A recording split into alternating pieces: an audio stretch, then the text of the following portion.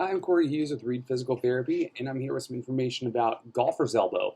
So golfer's elbow is very similar to tennis elbow, which I think a lot of people have heard of, but it's on the other side of the elbow, where tennis elbow tends to be the outside of the elbow. Golfer's elbow tends to be the inside of the elbow.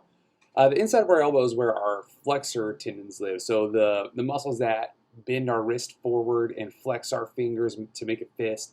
Those muscles all kind of live in that medial elbow area, kind of the part that's closer to your body right in here. So with golfer's elbow, typically it's more often than not, it's an overuse injury where what we call repetitive micro trauma, which is a small little insult to that area over and over and over again that stacks up over time and causes a prolonged inflammation of that common bundle of muscles. So a lot of times that can lead to pain in the forearm, pain in the wrist, pain with any kind of gripping activities and things like that in the elbow. This can affect sport performance. It can affect how you're riding.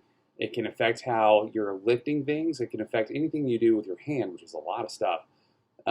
What physical therapy can do to help with that, and what we can help with in clinic, is we can help address the source of that microtrauma. That's the biggest thing that we can do and help with, is figure out where this is coming from and where this minor insult has stacked up and become a real problem at that elbow.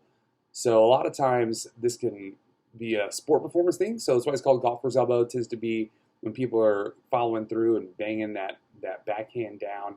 That can cause that tendon to fire up. But any kind of micro trauma, which means just it could be related to work, it could be related to riding a lot. It can lead to this tendon becoming inflamed.